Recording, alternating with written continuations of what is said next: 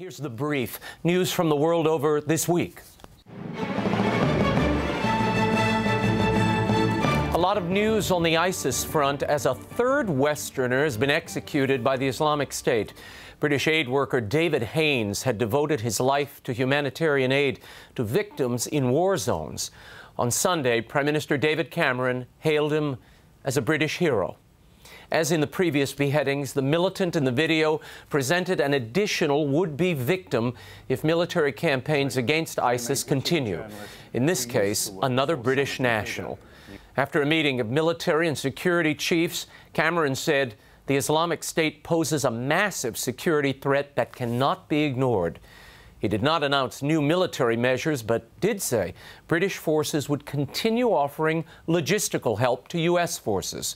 Counterterrorism efforts will increase, Cameron said, because the Islamic State group is planning attacks against Britain.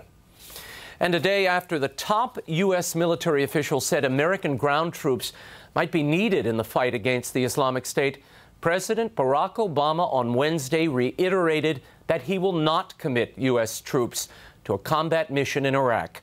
The president delivered the remarks before troops at MacDill Air Force Base in Tampa, Florida.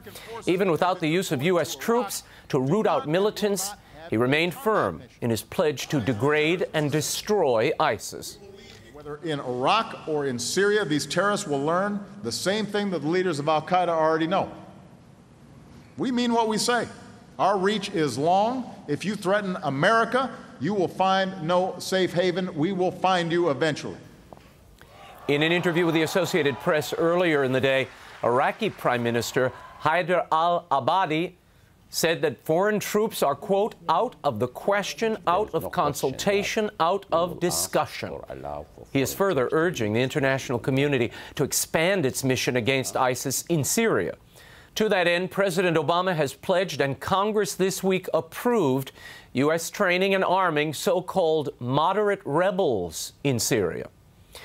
Meanwhile, Iraq's ambassador to the Vatican is warning that the Islamic State wants to assassinate Pope Francis.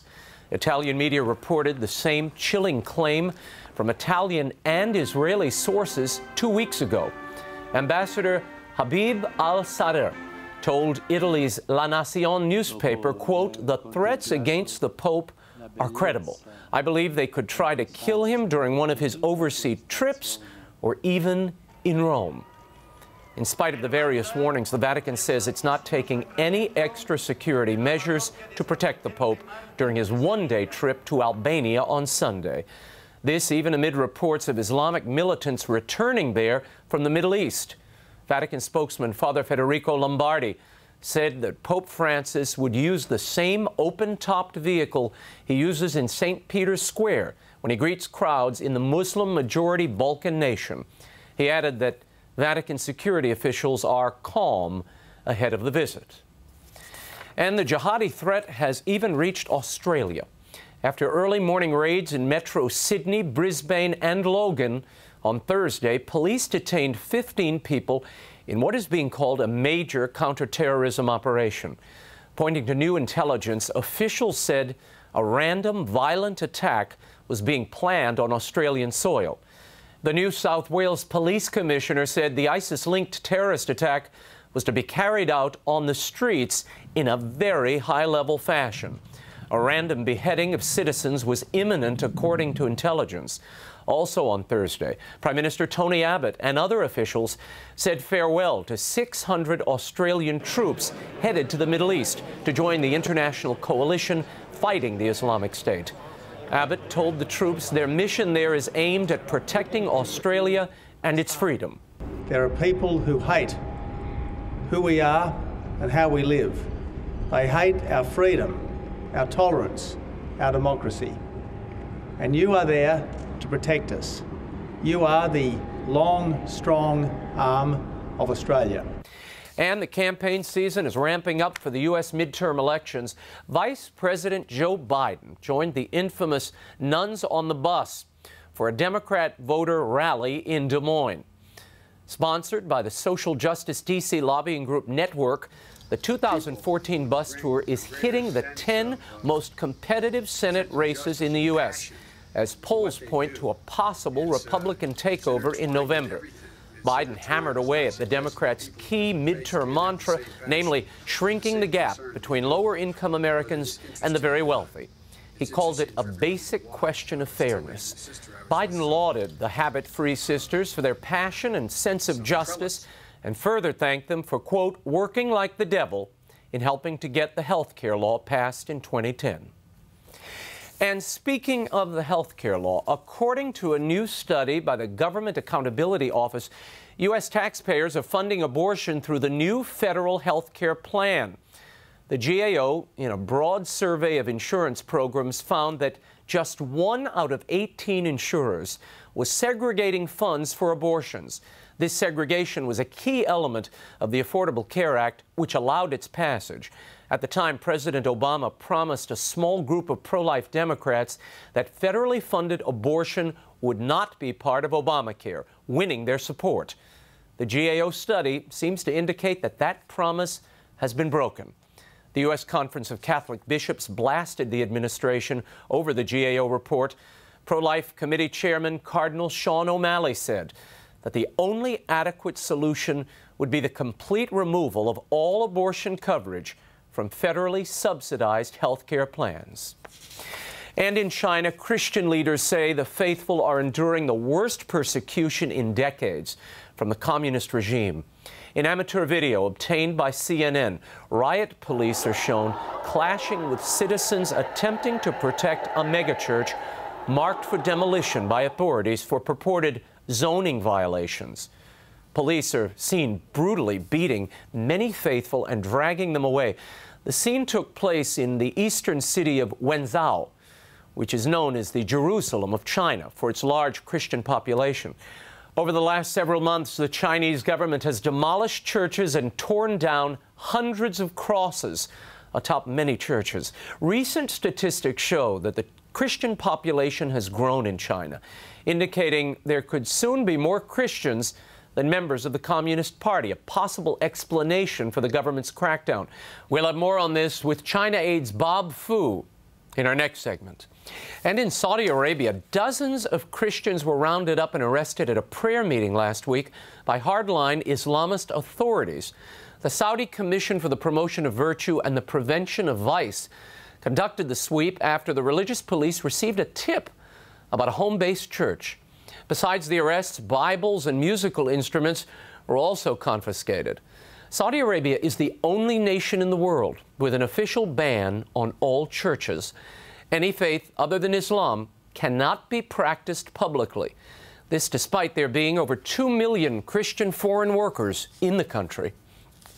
And Cardinal Timothy Dolan is again defending his decision to lead next year's St. Patrick's Day parade in New York as Grand Marshal.